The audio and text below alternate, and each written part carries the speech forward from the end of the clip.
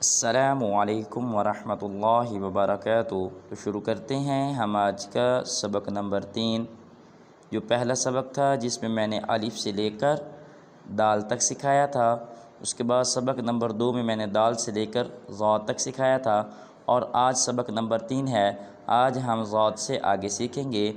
تو آپ سے گزارش ہے، اگر آپ بھی قرآن پاک سیکھنا چاہتے ہیں تو آپ اپنے سامنے نورانی قاعدہ کی تختی نمبر 1 نکال لیں۔ جس طرح میں پڑھوں آپ بھی میرے ساتھ ویسے پڑھیں، انشاءاللہ بہت جلد ہمارے قرآن پاک کے مخارج ٹھیک ہو جائیں گے، ہمیں ٹھیک طرح سے قرآن پاک پڑھنا آ جائے گا۔ تو سب سے پہلے پڑھتے ہیں تعوذ اور تسمیہ۔ اعوذ باللہ من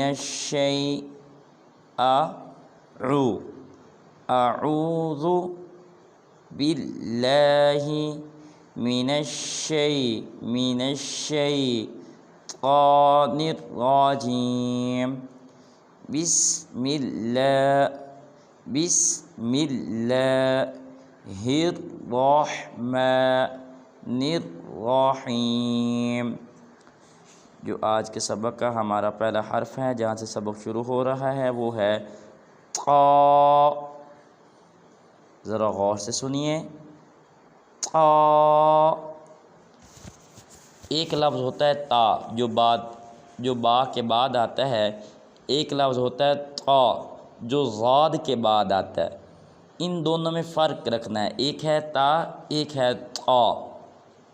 وہ جو تا ہے وہ باریک ہے، اور یہ جو تا ہے اس کو موٹا ادا کرنا ہے، اور یہ قلقلہ بھی ہے۔ اگر یہ ساکن ہوگا تو اس کو قلقلہ بھی کریں گے انشاءاللہ، آگے چل کے میں اس کی وضاحت بیان کروں گا۔ تو اس تا کو جو ادا کرنے کا مخرج ہے وہ یہ ہے کہ زبان کی نوک سامنے والے 2 دانتوں کے آدھے حصے سے لگے۔ جو مخرج تا اور دال کا تھا وہی مخرج تا کا ہے، یعنی کہ زبان کی نوک کو سامنے والے 2 دانتوں کے آدھے حصے سے لگانا ہے، جیسے قا۔ اب آپ پڑھیں، اب ذرا میرا غور سے سنیے گا، قا قا۔ اس کے بعد جو آگے والا حرف ہے وہ ہے را۔ تو اس را کو جو ادا کرنے کا مخرج ہے وہ یہ ہے کہ زبان کی نوک کو سامنے والے 2 دانتوں کی جو نوک ہے اس کے آدھے حصے سے لگائیں گے، جیسے را، جیسے آپ سکرین پر بھی دیکھ رہے ہیں، را۔ اب آپ پڑھیں،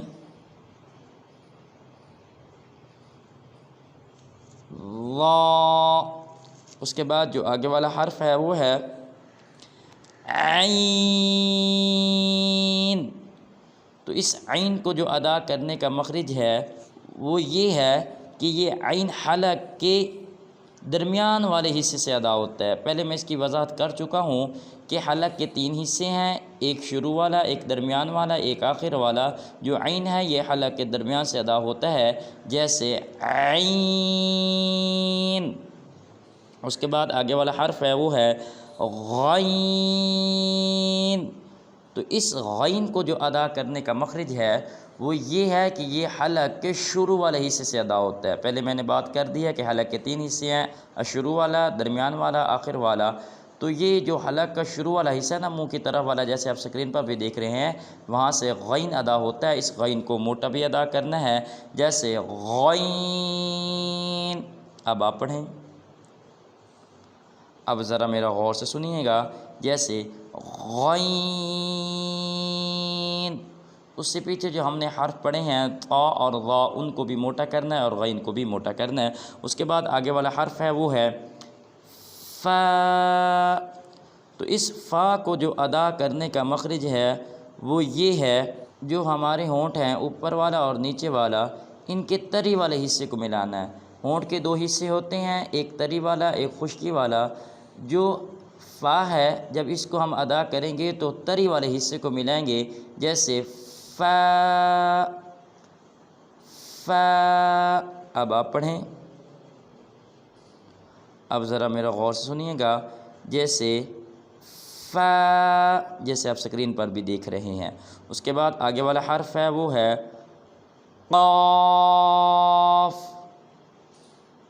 اس قاف کو جو ادا کرنے کا مخرج ہے وہ یہ ہے کہ آپ نے عموماً دیکھا ہوگا کہ انسان کے منہ کے اندر ایک قوہ ہے زبان کی جڑ کی طرف، اس قوے کو حرکت دینی ہے، جیسے قاف قاف، یاد رہے اس قاف کو پر بھی ادا کرنا ہے۔ اب ذرا آپ پڑھیں، اب ذرا میرے غور سے دوبارہ سنیے گا، جیسے قاف، اس کے بعد جو آگے والا حرف ہے وہ ہے کاف۔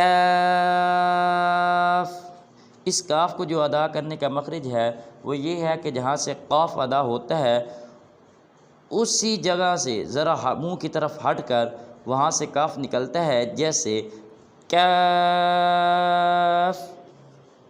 تو اب ذرا آپ پڑھیں، اب ذرا میرا غور سے دوبارہ سنیے گا، جیسے کاف۔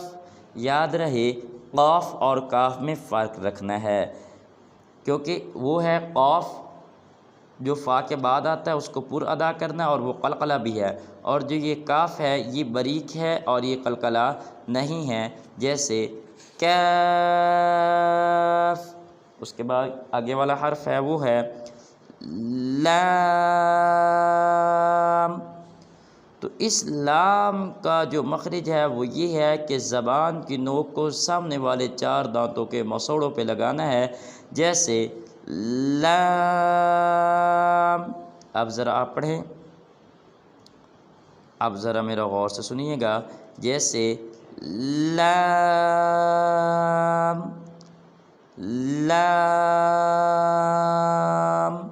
تو الحمدللہ ہمارے 3 سبق مکمل ہو چکے ہیں۔ اس کے بعد اس پہلی تختی کے 4تھا سبق میں بہت جلد اپلوڈ کروں گا۔ اللہ پاک سے دعا ہے کہ اللہ پاک ہمارا یہ قرآن پاک سکھانا اور آپ کا یہ سیکھنا اپنی بارگاہ میں قبول فرمائے۔ تو ملتے ہیں انشاءاللہ ایک نئی سبق کے ساتھ، تب تک اپنا خیال رکھیں۔ السلام علیکم ورحمۃ اللہ وبرکاتہ۔